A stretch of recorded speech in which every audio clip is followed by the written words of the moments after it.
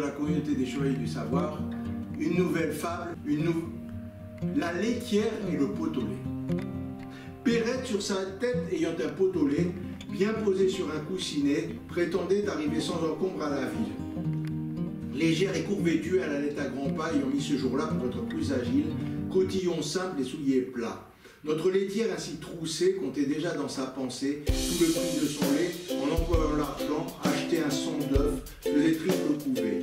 La chose allait à bien par soin diligent. Il m'est, disait-elle, facile d'élever des poulets autour de ma maison. Le renard sera bien habile s'il ne m'en laisse assez pour avoir un cochon. Le porc à s'engraisser coûtera peu de son.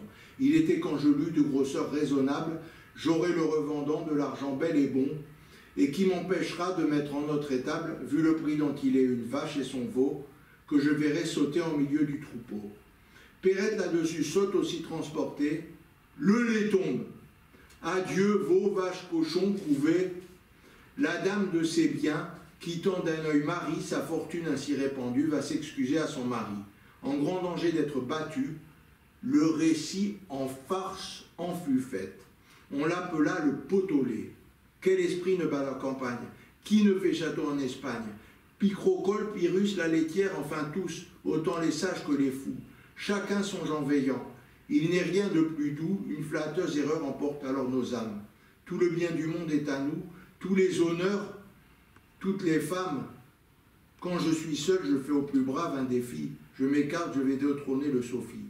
On m'élit roi, mon peuple même, les diadèmes vont sur ma tête pleuvant.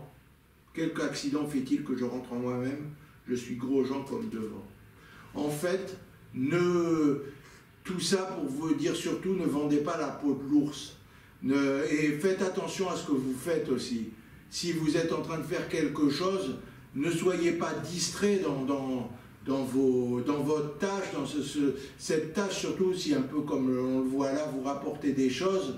Ne soyez pas distrait, ne pensez pas tellement à ce que vous allez avoir, à ce que ça va vous rapporter, que vous faites même plus attention à ce que vous faites et vous vous cassez la figure ou quelque chose comme ça, et où votre projet se casse la figure, vous arrivez plus, vous êtes plus à ce que vous faites, à ce projet qui doit réussir, que vous êtes comme si vous avez déjà réussi et vous êtes plus à ce que vous faites, et finalement non seulement vous avez cru à n'importe quoi, vous avez pensé alors que les choses n'étaient pas faites, donc c'est pas la peine de trop se prendre la tête avec les résultats, alors que vaut mieux se concentrer sur sa tâche et la faire du mieux possible. Alors là les choses elles sont vraiment, vraiment bien faites, et en plus vous avez tellement pensé que vous avez tellement pensé à ça que vous n'avez pas fait votre tâche,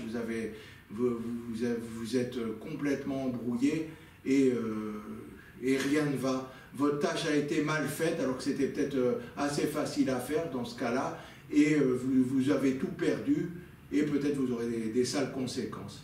Bon, surtout ne vendez pas la peau de l'ours, ne vous faites pas trop de châteaux en Espagne avant d'avoir quand même réussi. Ne soyez pas trop sûr de vous quand même si, je rajoute quand même moi-même, il faut quand même avoir une certaine confiance, mais pas trop pour aller de l'avant et réussir les projets les meilleurs. Merci à tous, à bientôt pour une prochaine vidéo.